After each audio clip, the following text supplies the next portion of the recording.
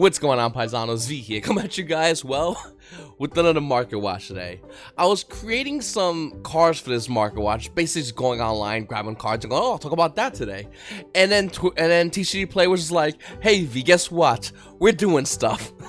So I have a bunch of cards here, but not obviously the full market watch. It's not a big deal. If you're new to the channel, please make sure to hit the subscribe button, like button, and comment down below. Comment question of the day. I'm gonna yoink this from one of my viewers. The accent to me yesterday. The question was, what was the most amount of money you spent on one card? And from recent memory, mine's is when I bought IP Masquerena. I paid, I believe, $500 for the card. It was the prismatic version of IP Masquerena. The card currently is like $800, but even still, I just wanted a prismatic version of the card, being the fact that I already owned Appaloosa Prismatic. I wanted IP Masquerena, so I spent about $500 on that card. So answer down below, let me know once again, what is the most you spent on one Yu-Gi-Oh card? And I'd love to know what you guys have to say about that, actually. It's gonna be pretty interesting. And let me know the card, let me know when, let me know the circumstance, and type it down below. And like I said, if you're new to the channel, hit the subscribe button. And if you guys want to stay up to date with all these market watches, please make sure to hit that notification bell. So the first thing I want to talk about is going to be Firewall Dragon. You know, with the ban list, all these banned cards, a lot of people kind of forget, especially after time. Definitely with the time, Yu-Gi-Oh players forget the value of cards that are currently on the ban list. They don't care about them. Konami goes, oh, look at this new set, and they go, oh, let me look at that. And then Konami goes, oh, look at this new set, and they go, oh, let me see what that is. And then they just slowly forget about banned cards. Banned cards like Firewall Dragon coming out of Code of the Duelist, with a $7 market price, the value of this card is roughly around $8, and if you want to name it first version, it's about $8.20. Can I go to the second page? Will it? Oh, it will let me do that, right? No, it's not going to. All right, first page only. So that's basically with Firewall Dragon. And I don't think Firewall Dragon is unique as far as being a banned card and holding this kind of decent value. I mean, $7 market price being roughly around $8. I wouldn't be surprised if this card slowly, within every ban, that goes up higher and higher and higher and higher in the market. As you can players realize, I want to get my hands on a card that even though it's banned, if it was to come off the bans, it would rise. And I think with Firewall Dragon and other cards as well, we're going to see that.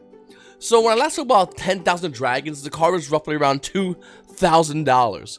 Looking at it, and of course as the pre-order prices, we are seeing the value of these cards go down a bit, which is kind of good to be honest with you. 10,000 dragons currently right now, coming out of Bowser Legends Armageddon, is roughly around almost near $1,600, which is still, hey, wait a minute, it's still a lot of money, but it's nowhere near as much money as $2,000. And hopefully as time goes on, the value of this card will actually drop. Hopefully. You never know. Konami can make this card like a prismatic rare, and you get one of 10,000 dragons per 2-3 cases. You never know, because, you know, hard to get cards in Konami, they just kind of go together. Almost like number 39 Utopia, the new Utopia card coming out of Bowser Legends Armageddon, currently holding a $600 market price. The value is roughly around $620 for this card. Now, I honestly do want this card. Obviously, a lot of you players are going to want this card, and the question is going to be, what is the pull ratio? Because once again, if this is something like the collector's rare, obviously the pull ratio of the Utopia and 10,000 Dragon is not going to be as high. It'll be a lot easier to attain this. You get a case, you get a Utopia, you get 10,000 Dragons, you're good to go. But if it's something like more of the prismatic rare ratio, then it's going to be a lot more harder to get Utopia, 10,000 Dragon. And on 10,000 Dragon, this card's kind of playable. I mean, you go Utopia, and then you flex your Starlight Rare version of Utopia, and on top of that, you put another card, and you kill your opponent, and, you know, the flex. So, like I said, I know I want this card. I know a lot of you guys out there want this card. The question is when to go in on this card. Well, the answer, realistically, for 10,000 Dragons, as well as number 39 Utopia, is going to be the pull ratio. It all depends on the pull ratio for the valuation of this card. We also have up next Infinitrack Anchor Drill coming at Infinity Chases with a $23 market price. The value currently roughly around $20 for this card. Now, Infinitrack Anchor Drill, as well as Infinitrack Fortress Mega Clops with $10 market price, the card's roughly around $9 to $10 with shipping. It's kind of high in value, and I want to know what deck do you think it really fits in. I think we saw a variation of some of these cards being used in, like, Zodiac, I think, but I really want to know what other decks this card's going to be using, and is it really going to be used, or is just hype? Because this is a lot of value for hype, but if it sees a lot of play, then, well, that's different. So comment down below and let me know what you guys think. We also have number 101 Silent Honor Arc Ultimate Rare Legacy of Value with a $10 market price. Yeah, the Ultimate Rare version of this card, unlimited, is about $20, and then the lightly played first edition version is about $20 as well. So yeah, I'm not sure if you have an honor arc, but if you don't, 20 bucks is not that big of a deal. Not that much money for this card. We also have Madoshi Queen Tiramisu. You know, with Madoshi's getting so many reprints, max rated Madoshis is now the new part for the money. I think it's going to be a time we're going to see all the Madoshi cards reprinted, so it'll be easy to get them. And if that is the case, I mean, recently we heard about Angeli getting a secret reprint in the Battles of Legends. The higher rated Madoshi cards will hold a higher value now. Since there's nothing else there, they're just going right there. Boom, higher rarity. That's where the money is. Ultimate Rare Madoshi Queen Tiramisu coming out of Abyss Rising with a $47 market price. The unlimited copies are roughly around $82, and if you want a first version of the card, it's $93 for Madoshi Queen Tiramisu. You need at least 2 of these, mind you. And then we have Orchestra Return coming out of Soul Fusion, $22 market price, and it's roughly at $20. Now here's the question: is it going to maintain that? The answer is no. The answer is no. Listen, even if you do think, by the will of God, Orchestra is going to be one of the best decks, if you're still out there, you have to ask yourself, is Soul Fusion going to be a card that's going to not get a reprint? Is it going to stay super rare, Orchestra Return out of Soul Fusion, and that's the end of it? I don't think so. I think this card will get a reprint, and I think the value of this card will obviously go down because of it. And then we have Generated Board Stage coming out of Mystic Fives with a $19 market price. The value is roughly around $18 for this card. Now, I don't know. I have the stuff for generators. I still haven't played with them yet. I have to do them all on a sleeve, and I really don't know what the deck does, but that's a lot of money for a card being used as a deck that's not even realistically a tier 1.5 deck. Is generators low-key good, or are they just like waiting for something to come out to make them a better deck? It's just a lot of money for this card. And you need 3 of these cards, by the way. You need 3 $18 Generator Board Stage. So is it worth getting this card? And if you're holding it, is it worth holding on to? Comment down below and let me know. We also have Condemn Witch coming out Soul Fusion with a $7 market price. You're looking at unlimited versions being roughly around $7. Lightning Play first edition versions being roughly around $8 for this card.